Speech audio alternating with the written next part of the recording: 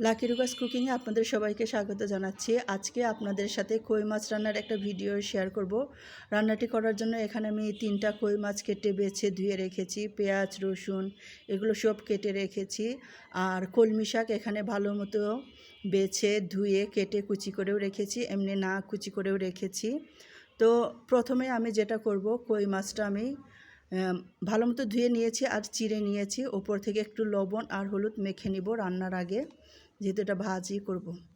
আর আজকে কলমি শাক যেটা আমি কুচি করে রেখেছি সেটা আসলে আমি ভাজি করব।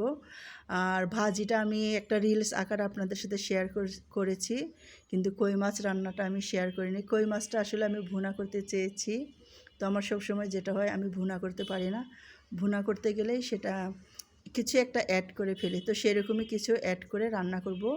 আশা করি রান্নাটা ভালো লাগবে। তো তেল দিয়ে দিয়েছি তাওয়ার মধ্যে, আর তেলটা একটু ভালো করে গরম করে নিয়ে আমি কেটে রাখা কই মাছটা দিয়ে ওলট পালট করে এপিট ওপিট করে ভালো করে ভেজে তুলে রাখবো।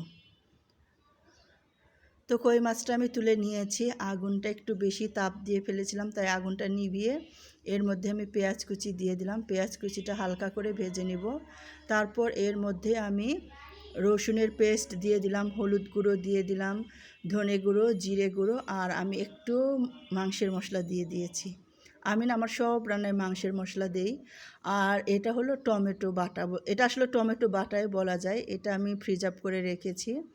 আমার কাছে টমেটো বাটার জন্য ব্লেন্ডার ছিল না। আমি এটা সেদ্ধ করে একটু হলুদ আর সামান্য একটু লবণ দিয়ে সেদ্ধ করে ডিপ ফ্রিজে আর নর্মালে সংরক্ষণ করি। তো টমেটো বাটা দিয়ে খুব ভালো মতো কষিয়ে নিয়ে আমি এর মধ্যে ভেজে রাখা কই মাছটা দিয়ে দিলাম। আমরা 3 জন সদস্য, সেজন্য 3টা কই মাছ।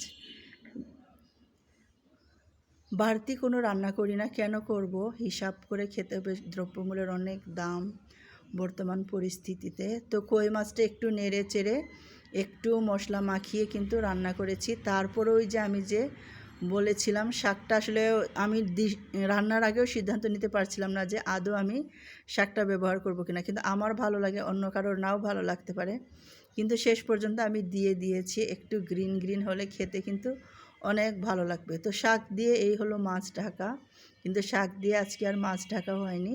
শাকগুলো যেটা হয় এমনি বেশি লাগে, রান্নার পর একদম কমে যায়। তো এই যে শাকটা দিয়ে একটু ঢেকে রান্না করব।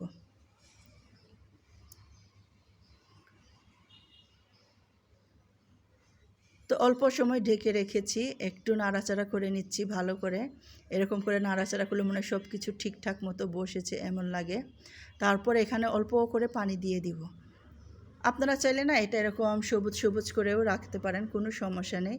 একটু পানি দিয়ে দিচ্ছি, তাহলে মাছের মধ্যে মশলাটা আরেকটু ভালো করে যাবে, শাকটাও আরেকটু নরম হবে। কিন্তু বেশি সেদ্ধ দিয়ে ফেলেছিলাম লাস্টে আমি। আসলে পানিটা দিয়ে আমি অন্য একটা কাজ করতে করতে আমি বেশি রান্না করে ফেলেছি। আশা করি আপনারা এরকম করবেন না, একটু সবুজ থাকতেই নামিয়ে নেবেন।